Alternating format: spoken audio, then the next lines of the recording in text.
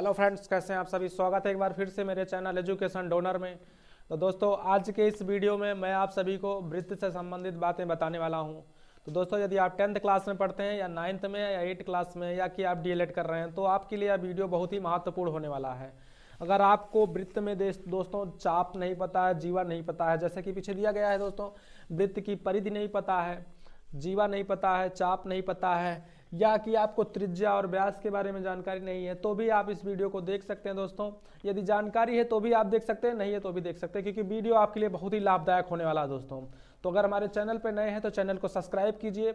और हाँ दोस्तों, यदि आप 10th क्लास में हैं तो आप जरूर से जरूर मेरे चैनल को सब्सक्राइब कीजिए, क्योंकि 10th क्लास का प्रत्येक चैप्टर वाइज जो इंपॉर्टेंट प्रश्न है मैं उसको जरूर इस वीडियो में देने वाला हूँ। इस वीडियो में नहीं दोस्तों, अगले वीडियो में जरूर देने वाला हूँ।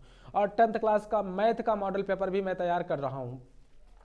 तो चलिए अपने वीडियो को शुरू करते हैं और आप सभी को बताता हूं वृत्त से संबंधित कुछ चीज़ें दोस्तों। तो सर्वप्रथम हम लोग जानते हैं दोस्तों, वृत्त में परिधियां होती हैं, चाप होता है, जीवा होता है और व्यास होता है। केंद्र तो जानते ही होंगे दोस्तों। बाह्य बिंदु और अंतः बिंदु क्या है, इन सब चीज़ों को आप सभी से अवगत कराते हैं दोस्तों।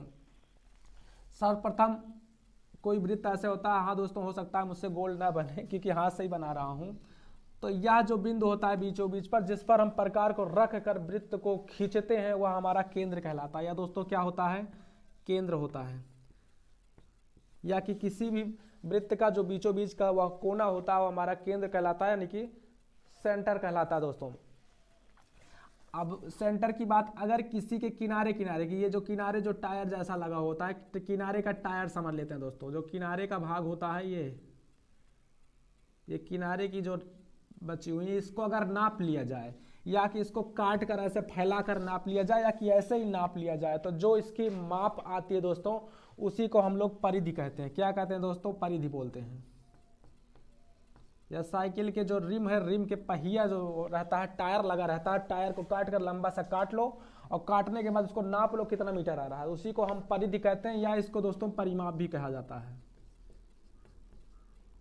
लेकिन अगर गोलाकार रहता तो हम परिधि कहते हैं, या कि चौकोर या कि आयताकार रहता है या कि वर्गाकार रहता है, उसको परिमाप कहते हैं। आयताकार की परिमाप की बात क्या होती है दोस्तों, परिमाप का मतलब ये होता है, किसी मान लो खेत है आपका, खेत का अगर पूरी जमीन आप माप रहे हैं, पूरी जमीन A to Z जमीन माप रहे हैं, मान लो ये आपका खेत है दोस्तों।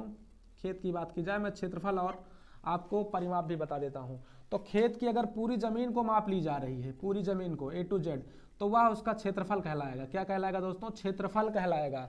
लेकिन अगर किनारे किनारे के मेड़ को आप नाप रहे हैं, किनारे जो मेड़ लगा हुआ है, यानी मान लो आपको घेरा करना है नीलगाय या कोई जानवरों से बचाने के लिए, तो ये जो नीचे किनारे किनारे जितना मीटर तार लगेगा उसको हम परिमाप कहते हैं दोस्तों।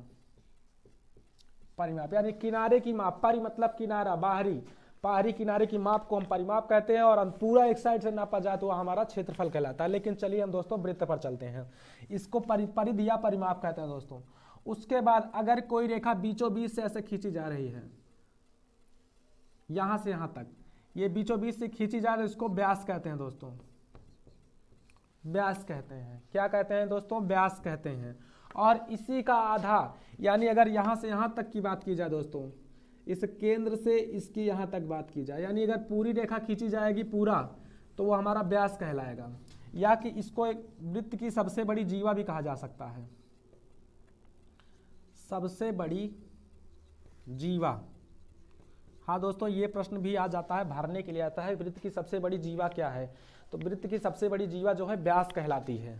अब व्यास तो ये हो गया, और व्यास से अगर यहां तक कहा जाए, यहां से यहां तक, तो दोस्तों यहां से यहां तक, या कि हम अलग से ऐसे खींच दें, यह जो कहलाता है ये तुम्हारे त्रिज्या कहलाता है। त्रिज्या यानी कह दिया जाए, त्रिज्या जो होती है व्यास की आधी होती है। त्रिज्या जो होती है व्यास की आधी, इसलिए कभी भी त्रिज्या का सूत्र लिखा होता है तो D/2 लिखा होता है। D व्यास को दर्शाते हैं दोस्तों। तो R = D/2, यानी कि अगर तुमको त्रिज्या निकालना है तो आप व्यास का आधा कर देंगे तो आपको त्रिज्या ज्ञात हो जाएगा। या कि आपको व्यास ज्ञात करना है दोस्तों, तो व्यास का सूत्र होता है 2 गुणे त्रिज्या, यानी अगर आप त्रिज्या का दुगुना कर देंगे तो आपको व्यास पता चल जाएगा। व्यास निकालने के लिए 2 गुणे त्रिज्या, और त्रिज्या निकालने के लिए व्यास/2 कर दिया जाता है दोस्तों। तो ये और त्रिज्या और व्यास हो गई। अब चलते हैं दोस्तों चाप के बारे में आपको बताते हैं। इसके बाद जीवा पे चलते हैं दोस्तों। इसके बाद चाप की बारी है। परिधि हो गई, चाप के बारे में चलते हैं हम लोग। चाप का मतलब है दोस्तों, अगर हम कहीं पर भी ऐसे प्रकार लेकर ऐसे काटते हैं और ऐसे काटते हैं, तो जो यहाँ से यहाँ तक की दूरी है ये दोस्तों चाप कहलाएगा। ये जो दूरी है दोस्तों यहाँ से यहाँ तक ऐसे टाइप की, यहाँ से यहाँ तक इसको काट के मैं निकाल लिया हूँ, ये आपका चाप कहलाएगा। क्या कहलाएगा दोस्तों? चाप कहलाएगा। एक चाप ये, एक चाप ये, यहाँ से यहाँ तक का जो कहलाएगा चाप की दूरी कहलाएगी। तो ये जो छोटा वाला, इसमें दो प्रकार का चाप बनेगा दोस्तों, एक तो ये बनेगा और दूसरा अगर इसको लिया जाए, इसको खींचा जाए, इसको देखा जाए, यानी कि दूसरा वाला चाप जो है आपका इस प्रकार से बन रहा है। दो प्रकार का बन रहा है दोस्तों, एक तो ये है लघु चाप, इसकी ये परिधि बोला जाता है एक तरीके से, ये लघु चाप द्वारा जो बनी हुई परिधि है, और ये तुम्हारा दीर्घ चाप द्वारा बनाई गई परिधि है। तो इसको बोलेंगे दीर्घ चाप, इसको क्या बोलेंगे दोस्तों? दीर्घ चाप, चाप दोस्तों। और ये आपका लघु चाप है, यानी छोटा वाला जो चाप रहेगा इधर को देखा जाए तो छोटा चाप यानी लघु चाप, और अगर पूरे को देखा जाए तो दोस्तों क्या हो गया? दीर्घ चाप। चाप दो प्रकार का, लघु चाप और दीर्घ चाप इसमें वृत्त में रहता है दोस्तों।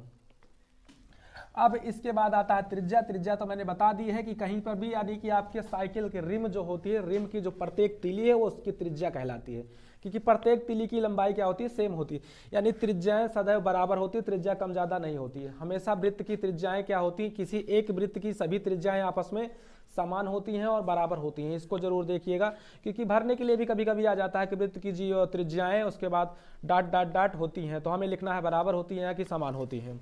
उसके बाद अगला व्यास आता है। व्यास भी हम बता चुके हैं दोस्तों, एक वृत्त में असंख्य व्यास खींचे जा सकते हैं, ऐसे ऐसे करके, चाहे जितने व्यास खींच दिए जाएं सर कोई दिक्कत नहीं है, व्यास कई खींचे जा सकते हैं। और व्यास जो होता है त्रिज्या का दुगना होता है, और त्रिज्या का दो गुना कर दिया जाए, यहाँ पे सूत्र भी दिया गया है जो है व्यास बराबर 2 गुणे त्रिज्या, तो त्रिज्या जो है व्यास का दुगना होता है। और ये भी इंपॉर्टेंट, ये बहुत इंपॉर्टेंट है दोस्तों, कि सबसे बड़ी जीवा क्या है? तो व्यास को सबसे बड़ी जीवा भी कहा जाता है।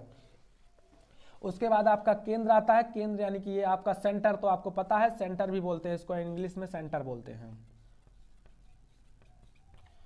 ये आपका केंद्र है, सेंटर है दोस्तों। उसके बाद आपको क्या है? उसके बाद बाह्य बिंदु और अंता बिंदु क्या है, इसको समझ लेते हैं दोस्तों। बाह्य बिंदु और अंता बिंदु को देखा जाए दोस्तों, तो अगर वृत्त के अंदर कहीं बिंदु है तो वो तुम्हारा अंता बिंदु, अंता मतलब अंदर, बाह्य मतलब बाहर। अगर वृत्त के अंदर कहीं बिंदु रखी गई है तो उसको अंता बिंदु बोलेंगे, और अगर वृत्त के बाहर कहीं रखी गई है दोस्तों तो वह बाह्य बिंदु है। सीधी बहुत आसान तरीका है भाई, वृत्त के अंदर कोई बिंदु है तो अंता बिंदु, और वृत्त के बाहर कहीं बिंदु है तो बाह्य बिंदु, यही होगा। इसके बाद आपका बचता है दोस्तों, केंद्र हो गया, ये आपकी जीवा बच रही है दोस्तों। जीवा की बात की जाए दोस्तों, तो जीवा में चाहे जहां से बाहरी कहीं से भी खींची जाए, ये सब जीवाएं हैं, ये सब जीवा कहलाएगी। चाहे जहां बाहर से जो भी खींची जाएगी रेखा, किनारे किनारे से किनारे को टच करेगी, वो तुम्हारा जीवा कहलाएगा दोस्तों। ये क्या कहलाएगा? जीवा कहलाएगा। और इसके बाद मैंने इसमें छेदक रेखा आपको नहीं बताया है, तो अगर ये दोस्तों जहां पर ये काट रही है इसको छेदक बिंदु बोलते हैं दोस्तों, छेदक बिंदु, छेदक बिंदु।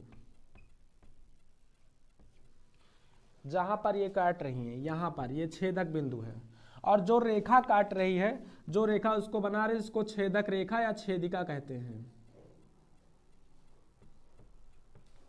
छेदक रेखा या छेदिका कहते हैं दोस्तों। और इसमें छेद वृत्त हो गया, त्रिज्या हो गई। हाँ, इससे संबंधित कुछ और भी मैं आप सभी को बता देता हूं। फिलहाल अगर कहीं भी व्यास जो होता है दोस्तों, मैं ये बता देता हूं, इसको थोड़ा सा मिटाकर मैं आपको बताता हूं। हाँ, स्क्रीनशॉट लेना चाहे तो ले सकते हैं दोस्तों। इसके बाद मैं आपको बता देता हूँ कुछ त्रिभुज और इसके कोणों के बारे में बता देता हूँ कि इसके अंदर क्या कैसे कोण बनता है और कैसे ये वर्क होता है।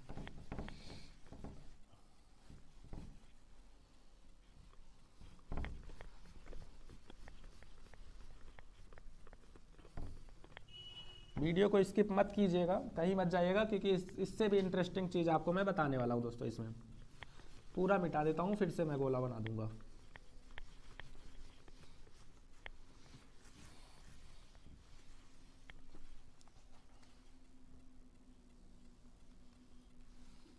हाँ दोस्तों, कहीं पर भी ऐसा अगर आपको मिल रहा है तो एक चीज़ ध्यान रखिएगा, ये आपका केंद्र है दोस्तों। केंद्र से होती हुई कोई भी रेखा जा रही है तो हमेशा जो इस पर कोण बनेगा दोस्तों 180 अंश का कोण बनेगा। कितने अंश का बनेगा? 180 अंश का कोण बनेगा दोस्तों। और कहीं भर वृत्त पर, यह ऐसा फिलहाल प्रमेय भी है हमारे पास कि अगर वृत्त से के अर्धवृत्त के व्यास द्वारा कहीं पर भी, अर्धवृत्त में व्यास द्वारा कहीं पर भी कोई कोण बनता है तो यह सदैव समकोण होता है, यानी यहाँ 90 अंश का कोण बनेगा। चाहे जितना कोण ऐसे बन जाए दोस्तों, यह सदैव 90 अंश का कोण रहेगा।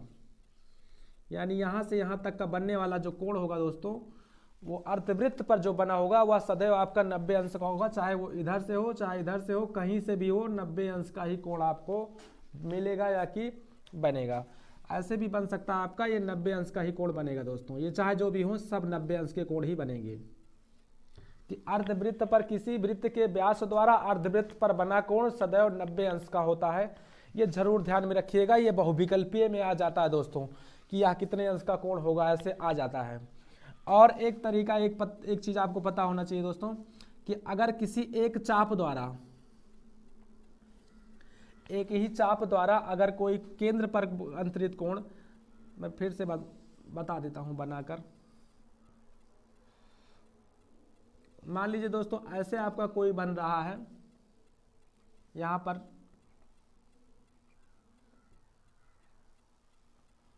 ऐसे है और इसी से आपको ऐसे कोण बन मिल रहा है और ऐसे बन रहा है।